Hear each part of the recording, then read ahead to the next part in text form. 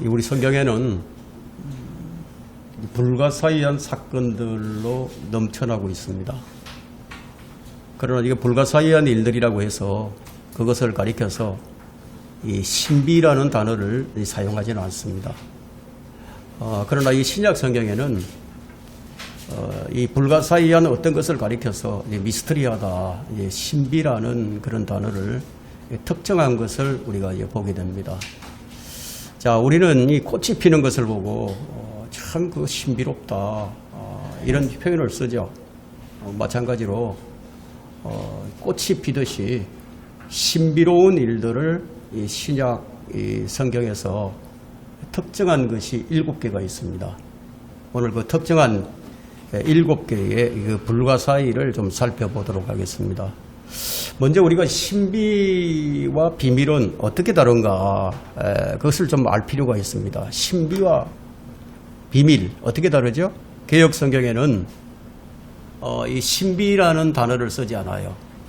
개역 성경에는 전부 이제 비밀이라는 단어를 쓰고 있는데, 그럼 신비와 비밀이 어떻게 다른가? 신비라는 것은 일이나 어떤 현상 따위가 이성적으로나 상식적으로 설명할 수 없고 또 이해할 수 없을 만큼 신기한 것, 묘한 것을 가리켜서 신비라 이렇게 얘기를 하죠. 그러나 비밀이란 숨기는 거죠. 남에게 알리지 않고 숨기는 것이 바로 이 비밀입니다. 우리가 이 신비와 비밀이 어떻게 다른가 하는 것을 잘 아셔야 합니다. 하나님께서는 이 신비와 비밀을 달리하고 있는 것을 우리가 성경을 통해서 이제 볼 수가 있습니다. 하나님께서는 자신이 계획한 일들을 선지자들에게 알리지 않고 먼저 시작하시는 일은 없어요. 모든 것을 시작하실 때 다 선지자들에게 먼저 알리고 그 일을 이제 시작을 하십니다. 자, 우리는 이제 어떤 사람들인가, 우리 구원받은 그리스도인은 어떤 사람들인가, 먼저 이 고린도전서를 한번 펼쳐보겠습니다. 고린도전서 4장 한번 펼쳐보세요. 고린도전서 4장. 자, 1절부터 2절을 한번 보겠습니다. 자, 그러므로 사람들이 우리를 그리스도의 일꾼이며 하나님의 신비들을 맡은 청지기로 여기게 하라. 청지기에게 요청되는 것은 무엇보다도 신실한 사람으로 발견되는 것이라. 자, 우리 킹제임스 성경에는 이 신비라고 기록이 되어 있죠. 그런데 개역 성경은 어떻게 기록하고 있느냐 하면, 사람이 마땅히 우리를 그리스도의 일꾼이요 하나님의 비밀을 맡은 자로 여길지어다. 하나님의 비밀을 맡은 자로 여길지어다. 그리고 맡은 자에게 구할 것은 충성이니라. 이렇게 이제 기록을 하고 있습니다. 비밀이란 다른 사람들에게 알려서는 안 되는 것이죠. 그죠? 비밀을 알리면 안 되죠. 만일 신비가 아니라 비밀이라고 한다면은 비밀은 누설하면 안 되는 것인데, 그런데 이게 그 비밀을 알린다면 그 비밀을 누설한 배신자가 되겠죠. 그래서 신비와 비밀이 어떻게 다른가, 우리는 그것을 잘 아셔야 합니다. 바울과 그의 동역자들은 그리스도의 일꾼이었어요. 그들은 하나님의 신비들을 맡은 청지기였어요. 비밀을 맡은 청지기가 아니었어요. 그 청지기에게 요청되는 것은 무엇입니까? 무엇보다도 신실한 사람, 신실해야 된다. 그 맡은 일에 신실해야 된다. 그러면 우리가 하나님의 신비들을 맡은 사람이니까 하나님의 신비가 무엇인지 알지 못한다면 그 맡은 일에 신실할 수가 없게 되겠죠. 그래서 우리는 이 신비가 어떤 것인지 이것을 우리가 제대로 알아야 합니다. 자, 고린도전서 지금 4장 1절과 2절에서 우리가 살펴본 대로 여기서 말하고 있는 이 하나님의 신비들은 마태복음 13장에 기록하고 있는 천국의 신비들과는 다른 거예요. 같지 않습니다. 하나님의 신비들은 그리스도의 몸된 교회와 관련이 있는 신비들입니다. 그래서 이제 바울 서신서에 이제 기록이 되어 있는데요. 바울이 신비의 계시라고 불렀던 것은 그 하나님의 은혜 복음, 하나님의 은혜 복음인데 그것을 나의 복음이라고 말하고 있죠. 그 하나님의 신비의 계시, 이 신비는 세상이 시작된 이후 신비로 감춰져 있다가 바울에 의해서 계시가 되어서 이제 알려졌습니다. 자, 이 신비는 바울이 회심했을 때 하나님께서 그에게 약속하신 것입니다. 여기에 이제 하나님의 신비들이 다 이제 포함이 되어 있는데 신약 성경에는 이 신비가 11개가 있어요. 신약 성경에. 그 중에 이제 6개는 바울에 의해서 계시가 되었고 나머지 3개는 그리스도께서 말씀하셨고 또 나머지 2개는 사도 요한에 의해서 이제 계시가 되었습니다. 자, 이 가운데서 우리는 7신비에 관해서 먼저 살펴보도록 하겠습니다. 첫 번째 신비는 이제 경건의 신비예요. 경건의 신비. 이 경건의 신비는 뭐냐? 성육신의 신비죠. 하나님께서 육신으로 나타나셨다. 예. 이것이 경건의 신비고, 두 번째 신비는 내주하시는 신비예요. 예. 그리스도께서 우리 안에 계신다 이거예요. 예. 하나님이 우리 안에 계신다. 이게 이제 신비죠. 신비롭잖아요. 이건 무슨 비밀이 아니에요. 신비로운 것이지. 말로 표현할 수 없는 아주 신비죠. 그리고 그리스도와 교회의 관계를 말할 때 위대한 신비라고 얘기합니다. 남편과 아내를 비교하면서 바울이 에베소서 5장에서 설명을 하고 있죠. 이것은 위대한 신비다 말하고 있고, 네 번째는 휴거의 신비예요. 성도들이 이제 휴거되는데 그 휴거가 되는 것이 정말 신비롭잖아요. 무슨 뭐 비밀이 아니에요. 지금 감춰진 게 아니에요. 다 알려져 있는 거지. 그리고 다섯 번째는 큰 바빌론의 신비예요. 큰 바빌론. 이 큰 바빌론 종교 창녀인 이 큰 바빌론의 신비. 전부 신비롭잖아요. 그리고 불법의 신비. 여섯 번째는 불법의 신비인데 적 그리스도의 영이 활동하는 것. 이것이 이제 불법의 신비예요. 마지막으로 이제 일곱 번째 신비는 이스라엘이 회복되는 것. 이스라엘이 회복되는 것이 바로 신비예요. 이건 뭐 감춰져 있는 게 아니에요. 다 성경에 미리 기록되어 있어요. 이 구약의 선지자들이 이스라엘의 회복에 관해서 쭉 지속적으로 설명을 해왔죠. 예언을 해왔습니다. 이것이 이제 바로 일곱 번째 신비인데요. 자, 오늘은 이제 경건의 신비와 내주하시는 이 신비를 강의를 하고 앞으로 다음 주와 그 다음 주에 걸쳐서 나머지 신비들에 대해서 이제 강의를 이제 할 것입니다. 신비란 아무도 이해할 수 없는 어떤 것이 아니라 태초부터 오직 하나님만이 알고 계신 그분의 목적과 그분의 계획. 자, 이것은 그분께서 계시하시는 때가 오기 전까지는 인간의 지식에서 보류하신 거예요. 인간의 지식에서 보류하셨다. 자, 이 신비들이 성취되는 순서대로 우리는 이제 살펴볼 것입니다. 자, 첫 번째는 이제 성육신의 신비, 경건의 신비. 이게 바울에 의해서 계시가 되었죠.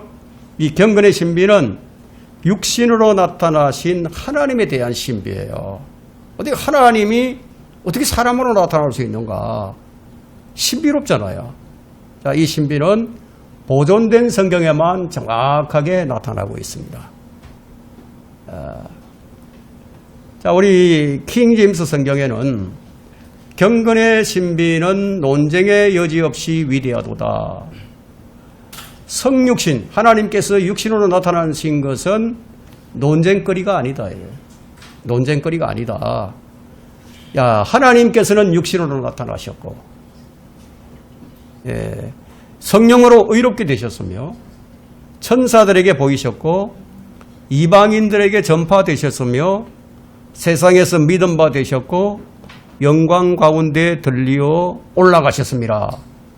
이 디모데전서 3장 16절에 기록한 대로 예수 그리스도께서는 그대로 이제 이 순서대로 이루어졌습니다. 디모데전서 3장 16절은 예수 그리스도의 신성에 관한 가장 위대한 구절입니다. 그럼 변개된 성경에는 어떻게 기록이 되어 있느냐? 크도다 경건의 신비, 경건의 비밀이며 그렇지 않다 하느니 없도다. 그는 육신으로 나타나셨고, 여기서 그는이라고 하죠. 그는. 변개된 성경에는 그는 이렇게 모호하게 그가 누구냐? 그는 육신으로 나타나셨고 영으로 의롭다 하심을 입으시고, 성령으로 의롭다 함을 입으신 것이 아니라 영으로 의롭다 함을. 무슨 영을 가리키는 건지 모호하죠. 자, 천사들에게 보이셨고 이방인들에게 전파되셨음, 천사들에게 보이시고 만국에서 전파되시고 세상에서 믿음바 되시고 영광 가운데 올리우셨습니다. 이렇게 기록한 법이 있습니다. 하나님께서 육신을 입으셨다는 사실을 좀 모호하게 만들어버렸다 이거예요. 하나님을 그로 표현했죠. 그죠? 성령을 영으로 이렇게 이제 기록함으로써 어떤 영인지 모호하게 만들어버렸다. 뿐만 아니라 요한일서 5장 7절에 삼위일체를 나타내는 가장 강력한 구절을 변개해서 이 진실을 아주 애매하게 모호하게 만들어 놓았어요. 변개된 성경의 특징이 바로 그겁니다. 경건의 신비는 헬라어 표준 원문, 영어 킹제임 성경, 한글 킹제임 성경 등등 보존된 성경들에서만 볼 수 있는 진리예요. 경건의 신비. 자, 이 신비란 시내산에서처럼 하늘로부터 하나님께서 자신의 음성을 들려주는 것이 신비가 아니라요. 그게 신비가 아니라 이거예요. 하지만 하나님께서 인간의 모습과 육신의 장막을 입고 사람들에게 나타나신 것은 정말 위대한 신비다. 이거 역시 위대한 신비죠. 즉 신성이 인성으로 나타나신 거죠. 신성이 인성으로 나타나셨다. 그래서 예수님께서 이런 말씀을 하셨어요. 나를 본 자는 아버지를 보았느니라. 나를 본 자는 아버지를 보았다. 아버지와 자신을 동일하게 말씀하신 거예요. 예수님께서는 하나님이 육신을 입고 나타나셨기 때문에, 그분이 예수 그리스도이기 때문에, 그래서 예수님은 그런 말씀을 하실 수 있었던 겁니다. 자, 디모데전서 3장 16절은 자, 경건의 신비를 7가지로 설명을 해주는데 한번 보겠습니다. 디모데전서 3장 16절 거기 보세요. 자, 펼쳐보세요. 자, 경건의 신비는 논쟁의 여지 없이 위대하도다 라고 말하고 있죠. 자, 첫 번째 그렇죠. 그럼 7가지로 나눠보는데 이것은 논쟁의 대상이 아니다. 누가 이걸 뭐 왈가왈부 할 것이 아니다 이거예요. 자, 두 번째는 하나님께서 육신으로 나타나셨다. 보이지 않고 느낄 수 없는 하나님이 한 영이신 하나님께서 이제 보이고 느낄 수 있는 하나님으로 곧 육신을 입은 하나님으로서 이 땅에 오셨다. 여러분 이제 요한복음 1장 1절로부터 2절에는 어떻게 기록하고 있죠? 한번 요한복음 1장을 한번 보세요. 거기 보면은 이렇게 기록하고 있죠. 태초에 말씀이 계셨고 그 말씀이 하나님과 함께 계셨으니 그 말씀은 하나님이셨느니라. 그 말씀이 하나님이다. 그 말씀이 태초에 하나님과 함께 계셨느니라. 말씀 하나님께서 육신을 입고 오신 거예요. 자, 하나님께서 육신으로 나타나신 방법은 무엇입니까? 동정녀 탄생이에요. 동정녀 탄생. 성경은 하나님께서 육신으로 오신 이 놀라운 사건을 성령으로 잉태하여 처녀에게서 태어난 것, 즉 동정녀 탄생이다 이렇게 말씀을 합니다. 자, 이것은 구약의 예언대로 성취가 된 거예요. 구약에 미리 다 기록을 해놓으신 거예요. 자, 하나님께서 육신으로 나타나셨다는 진리는 뭐 설명을 한다고 해서 다 이 설명할 수 없는 아주 놀라운 일이기 때문에 그래서 신비라고 말하는 겁니다. 이 세 번째는 육신으로 나타나신 하나님은 성령으로 의롭게 되셨다라고 말하고 있죠. 성령으로 의롭게 되셨으며, 그죠? 성령으로 의롭게 되셨다는 그 의미는 예수님께서 자신이 행하신 그 일들을 통해서 예수님 안에 계신 영이 성령이라는 사실을 입증해 주는 거예요. 예수님께서 죽으신 후에 성령으로 감옥에 있는 영들에게 가서 전파하신 것과 또 죽은 자들로부터 부활하신 것은 성령으로 말미암은 것이었다. 모든 것이 성령에 의한 것이었다는 거예요. 이런 일을 통해서 예수님은 육신으로 나타나신 분이 아니라 육신으로 나타나신 하나님이라는 사실을 입증하는 겁니다. 여러분, 만약에 예수님께서 아담의 후손으로 태어났다 그러면은 어떻게 되겠습니까? 죄성을 가지고 태어나면 어떻게 되겠습니까?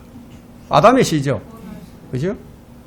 아담의 후손은 모두 죄성을 지니고 태어나요. 그래서 죄를 짓는 거예요. 죄인이죠. 그 예수님은 성령으로 탄생을 하셨어요.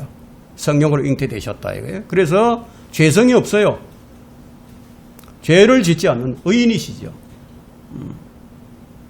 네 번째는 육신으로 나타나신 하나님께서는 천사들에게 보이셨습니다. 예수님께서 내려오실 때도 올라가실 때도 천사들에게 다 보이셨어요. 태어나실 때도 천사들에게 보이셨어요. 시험 받으실 때도 천사들에게 보이셨어요. 죽으실 때도 천사들에게 보이셨어요. 그래서 육신으로 나타나신 하나님께서는 천사들에게 보이셨다는 거예요. 다섯 번째는 육신으로 나타나신 하나님께서는 이방인들에게 전파되셨어요. 이방인들에게 전파되셨으며 라고 하고 있죠. 그러면 사도행전에서 사도들을 통해서 이방인들에게 전파되신 것을 우리가 볼 수 있어요. 그리고 교회사 기간을 통해서 하나님의 사람들을 통해서 이방인들에게 예수 그리스도가 전거되셨죠. 그리고 여섯 번째는 육신으로 나타나신 하나님께서는 세상에서 믿음 바 되셨다. 믿음 바 되셨다. 전파하지 않는다면 믿을 수가 없죠. 전파됨으로써 믿음을 고백하는 사람들이 그분의 자녀로 거듭나고 구원받는 그런 일들이 일어나기 시작한 겁니다. 세상에서 믿음 바 되셨다. 그리고 육신으로 나타나신 하나님께서는 영광 가운데 들려 올라가셨다. 이 부분에 대해서는 사도행전 1장 9절부터 11절에 누가복음 24장 51절에 마가복음 16장 19절에 그분은 사람들이 보는 가운데 구름을 타고 들려 올라가셨다. 부정할 수 없는 사실이죠. 그죠? 이런 것은 논쟁의 여지가 없다. 논쟁거리가 아니라는 겁니다. 두 번째 우리가 살펴볼 것은 내주하시는 하나님이에요. 참 성령 하나님께서 우리 안에 거하신다. 신비로운 일이 아닙니까? 이건 비밀이 아니에요. 신비로운 거지. 예? 자, 골로새서 1장 26절부터 27절 한번 펼쳐보십시오. 골로새서 1장 26절과 27절. 자, 이 신비는 이게 두 번째 신비인데요. 이 신비는 여러 시대와 세대에 감춰졌다가 이제 그의 성도들에게 나타났고, 그죠? 그리고 27절에는 하나님께서는 이들에게 이방인들 가운데서 이 신비의 영광의 풍요함이 어떠한지를 알리고자 하셨으니 이 신비는 너희 안에 계신 그리스도시요 곧 영광의 소망이라. 신비롭죠. 우리 안에 그리스도가 계신다. 얼마나 신비롭습니까? 자, 이 신비는 교회 시대에 신약 성도들을 위해서 사도 바울에게 주신 하나님의 경륜에 따라서 그리스도의 일꾼인, 그리스도의 청지기인, 신비를 맡은 청지기인 사도 바울을 통해서 알려졌습니다. 그래서 25절에 한번 보세요. 1장 25절에 너희를 위하여 내게 주신 하나님의 경륜을 따라 하나님의 말씀을 이루려고 내가 일꾼이 되었노라. 이 신비는 구약에서는 감춰져 있었다. 이게 나타나지 않았다는 거죠. 그죠? 나타나지 않았다. 계시가 되지 않았다. 신약 성도들에게 이제 나타났다는 겁니다. 자, 바울은 이 신비를 너희 안에 계신 그리스도라고 말을 했는데, 자, 이것이 큰 신비였는데, 왜냐하면 새로운 탄생이기 때문이에요. 여러분, 우리가 새롭게 탄생한다. 이거 신비로운 일이지 비밀이 아닙니다. 얼마나 신비롭습니까? 근데 예수님께서 이 니고데모에게 이 새로운 탄생에 대해서 말씀을 하시니까 니고데모가 이것을 이해할 수가 없었어요. 너무 신비로운 일이니까 이해할 수가 없었어요. 그래서 그가 하는 말이 사람이 늙으면 어떻게 태어날 수 있나이까? 이런 질문을 하는 거예요. 이 새로운 탄생이 너무너무 신비로운 것이죠. 새로운 탄생은 정말 경이로운 것이지만 이 분명한 사실이라는 겁니다. 자, 이것은 뭐가 같으냐? 하나님의 성품과 우리들의 성품과의 연합이에요. 자, 한번 볼까요? 고린도전서 6장 17절을 보면은 주와 합한 자는 한 영이니라. 여러분, 사람이 하나님과 하나가 된다. 이게 얼마나 신비로운 일입니까? 미스테리하죠. 이거 불가사의한 일이다 이거예요. 어떻게 이런 일이 일어날 수 있습니까?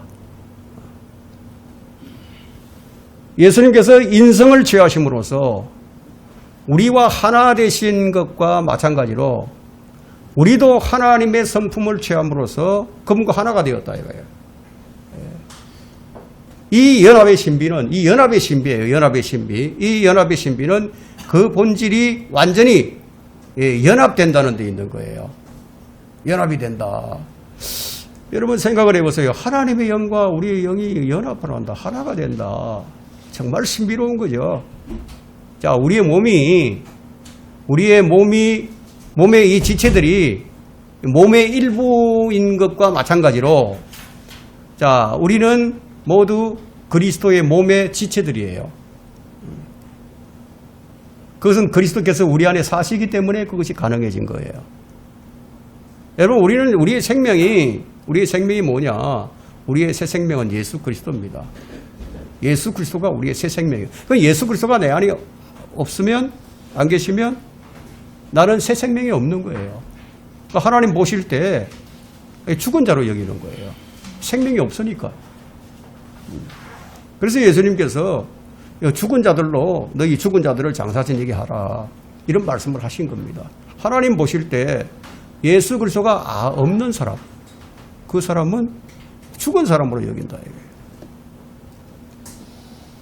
그래서 하나님께서는 이 교회 시대의 신약 성도들에게 이방인들 가운데서 이 신비의 영광의 풍요함이 어떠한 것인지를 알리고자 하셨다. 여러분, 비밀인데 알릴 수 있는 거예요? 비밀이라면 알릴 수 없는 것들이죠. 신비로운 일이다. 너무 신비로운 일인데 이것이 사실이고 이렇게 되어야만 하니까 이것을 알리고자 하셨다. 이게.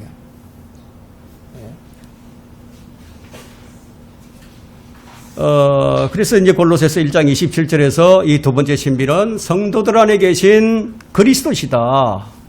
성도들 안에 계신 그리스도이시다. 골로새서는요, 그리스도 안에 있는 성도들에게 신실한 형제들에게 쓰인 편지예요. 자, 이 서신서가 교회 시대의 신약 성도들에게 쓰인 것이기 때문에 너희 안에 계신 그리스도란 바로 교회 시대의 신약 성도들 안에 계시는 그리스도라는 뜻이 됩니다. 그리스도가 우리 안에 계신다. 불가사의한 일이지만 이것이 신비다 이거예요. 사실이다 이거예요. 자, 예수님은 하나님이시다 이거예요. 죄가 없으시고 완전한 구세주이신 예수 그리스도께서 어떻게 흙으로 만들어진 우리가 흙으로 돌아가게 될 사람의 더러운 육체, 정말 사악하고 낡은 몸 안으로 들어오셔서 어떻게 우리 안에 사실 수가 있는가? 죄가 없으신 거룩하신 분께서 죄인 안에 계신다는 것을 우리가 어떻게 설명할 수 있습니까? 이걸 어떻게 설명을 하죠? 너무 신비롭지 않아요? 비밀이 아니에요. 비밀이 아니다 이거예요. 자, 믿음으로 그리스도가 너희 안에 계신다, 거하게 하신다라고 에베소서 3장 19절에 말씀하고 있습니다. 그 그리스도가 우리 안에 어떻게 거하게 되었느냐? 믿었더니 누구를 믿었느냐? 그분을 믿었더니 그분이 내 안에 거하시게 되었다. 여러분 에베소서 3장 17절에 자, 믿음으로 그리스도가 너희 마음속에 거하게 하시며 믿음으로 그리스도가 너희 마음속에 거하게 하시며 그 그리스도를 믿지 않으면은 그리스도가 안 계시는 거죠. 그 사람 안에. 그리스도를 믿어야만 그리스도가 그 사람 안에 이제 거하실 수 있는 거죠. 자, 영광의 소망에서 이 영광의 소망, 마지막 그 골로새서 1장 27절에 곧 영광의 소망이라고 말하고 있죠. 마지막에 곧 영광의 소망이라. 그럼 누가 영광의 소망입니까? 예수님께서 영광의 소망이에요. 로마서 5장 2절에는 하나님의 영광으로 불립니다. 이 주 예수 그리스도의 재림 때 그분에 의해서 나타나는 영광을 말하는 것인데요. 자, 이 부분에 대해서는 마태복음 16장 27절, 24장 30절, 25장 31절, 마가복음 10장 37절, 누가복음 9장 32절, 데살로니가후서 1장 7절로부터 10절, 베드로후서 1장 16절부터 17절에 이 영광의 소망이 무엇인지 잘 기록이 되어 있습니다. 디도서 1장 13절에는 복된 소망이라고 말하고 있죠. 복된 소망. 자, 우리는 이 복된 소망, 영광의 소망이신 예수 그리스도를 지금 우리가 기다리고 있는 거예요. 근데 요즘 보니까 이 9월 23일 나팔절에 신약의 성도들이 교회가 휴거된다는 이런 참 이야기들이 인터넷에 막 떠도르는데 정말 그 성경을 믿는다는 사람들이 어떻게 그런 말을 할 수 있을까요? 예수님께서는 아무도 모르게 오시는데 그 때와 시기를 모른다는데 시기를 날짜를 딱 정해놓고 9월 23일날 나팔절날 오신다고 이런 얘기를 하고 있으니 그게 미혹되는 사람들이 또 얼마나 많이 있습니까? 자, 특히 바울 서신에서 이 소망은 그리스도의 재림과 관련이 있습니다. 그리스도인에게 있어서 그 소망은 재림의 두 부분 중에서 휴거, 공중재림 때 휴거와 관련이 있는 거예요. 그때 우리는 영광스러운 몸을 입게 됩니다. 주님의 영광스러운 몸과 같이 우리의 몸도 영광스러운 몸을 입게 된다. 그리고 그리스도인의 소망은 언제 이루어집니까? 그러면 휴거 때 이루어지는 거죠. 그죠? 영광의 소망은 골로새서 1장 22절로부터 23절에서 말씀하고 있는 복된 소망과 또 히브리서 6장 19절에서 말씀하고 있는 확실하고 견고한 소망과 관련이 있습니다. 그러면 주님께서 오실 때 우리가 그리스도의 심판석, 휴거되어서 그리스도의 심판석에 서게 되는데 그때 성도들의 상태는 어떠해야 됩니까? 거룩해야 되겠죠. 그죠? 거룩하지 못함으로 인해서 책망받아야 할 성도들이 또 많이 있을 거예요. 책망받아야 할 성도들이. 특히 이제 자리 잡고 이 정착된 믿음 안에서 계속 있지 않고 복음의 소망에서 벗어났다거나 또 확고하고 견고한 소망을 정말 혼에 닭같이 견고하게 갖지 못한 성도라면 더더욱 그렇겠죠. 그래서 그리스도의 심판석에서 수치를 당하는 사람들이 꽤 많이 있을 것이다. 복음의 소망과 확실하고 견고한 소망은요, 이 성도들의 이 몸이 변화되어서 주의 영광스러운 몸을 입는 것을 말하는 겁니다. 이것을 우리가 복된 소망이라고 이제 얘기를 합니다. 자, 성도들이 자리 잡고 정착된 믿음 안에 계속 거하기 위해서는 어떻게 해야 되느냐? 우리 성도들 안에 능력으로 역사하시는 그분의 역사를 따라가야 한다네. 그분의 역사를 따라서 우리가 그것을 따르기 위해서 수고하고 애를 써야 한다고 골로새서 1장 29절에서 말씀하고 있습니다. 자, 이것을 이루기 위해서는 우리가 무엇을 해야 하느냐? 날마다 죽어야 한다, 이게. 그래서 성령을 통해서 몸의 행실을 죽여야 하고, 우리의 마음은 위에 있는 것들을 향하여 있어야 하고, 예. 바울은 이것을 위해서요. 이것을 위해서, 우리가 참 사실 뭐 하루 24시간 내내 그냥 아주 성령으로 충만하게 있는다는 것은 사실상 좀 불가능한 일이지만, 그걸 불가능하다는 것을 알지만, 그러나 바울은 어떻게 했습니까? 열심히 싸우고 수고했어요. 사도 바울은 이것에 도달하기 위해서 수고를 했고요. 또한 이 도달하려는 사람을 얻으려고 애를 썼어요. 그런 동력자들을 얻으려고 많이 애를 썼죠. 이것이 이제 골로새서 1장 22절부터 29절에서 말씀하는 내용들입니다. 근데 성령이 내주하시는 이 신비는 너무너무 신비로운 것인데 여러 시대와 세대에 감춰져 있다고 얘기합니다. 자, 학자들 대부분은 이 구약시대에 성령님께서는 사람들 위에만 임하셨다고 이렇게 이제 알고는 있지만 사실은 이제 성령님께서는 구약 시대에는 모든 사람에게 거하신 것이 아니고 특정한 사람들 안에 거하셨어요. 특정한 사람들. 어떤 특정한 사람들. 여러분 창세기 41장을 보면 요셉 안에 하나님의 영이 거하고 계셨어요. 모세 출애굽 때 모세 안에 성령께서 거하고 계셨어요. 여호수아에게 성령이 거하셨죠. 베드로전서 1장 11절을 보면 선지자들 안에 예수 그리스도에 관하여 예언했던 그 선지자들 안에도 거하셨다. 그리스도의 영이 거하셨다. 이렇게 이제 기록을 하고 있습니다. 다만 뭐 구약 시대는 신약에서처럼 뭐 영원히 내주하시는 그런 것이 아니기 때문에 그래서 그들에게서 떠나실 수가 있었어요. 그들은 신약에서처럼 주와 합해서 한 영이 되지는 못했어요. 그래서 얼마든지 떠나실 수 있어요. 그럼 우리는 이 신약 시대에는 주와 한 영이 돼 있어, 한 영. 이건 나눌 수 없는 거예요. 떠나지 않는다 이거예요. 그러니까 구약에서 그리스도의 영이 그 선지자들 안에 거하셨지만 성령님은 그들에게 부활한 구주께서 영원히 내주하신다는 지식을 그들에게 주지 않았다. 그것을 알려주지 않았어요.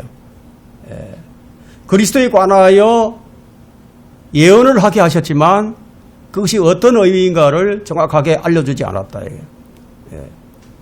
근데 구약 때에는 그 원인이 뭐냐? 구약 때에는 예수 그리스도께서 나타나시지 않았기 때문이다. 예수 그리스도께서 이 땅에 오셔서 죽지도 않으셨고 부활하시지도 않았기 때문에 성령님께서는 영원히 내주하시도록 그렇게 보냄을 받지도 않으셨기 때문에 그렇다는 겁니다. 자, 그리스도의 몸된 교회가 여러 시대와 세대에 감춰져 있었던 신비였던 것과 마찬가지로 구원받은 신약 성도들 안에 계신 그리스도 역시 사도 바울을 통해서 계시되기 전까지는 여러 시대와 세대에 감춰져 있었던 신비였다는 겁니다. 감춰져 있었던 신비. 여러분, 비밀이라는 것은 어떻습니까?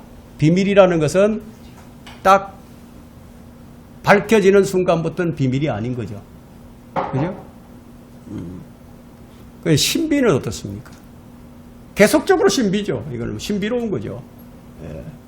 자, 오늘 이제 여기까지 우리가 살펴보고, 여러분들이 오늘 두 가지 우리가 살펴봤습니다. 경건의 신비와 우리 안에 내주하시는 이 신비, 이 두 가지를 살펴봤고, 다음 시간에 나머지 부분을 계속 공부하도록 하겠습니다. 우리는 어떤 사람들이다? 우리는 하나님의 신비들을 맡은 청지기들이다. 일꾼들이라는 거예요. 그러면 청지기들은 어떻게 발견되어야 한다? 신실한 사람으로. 네, 오늘 여기까지입니다.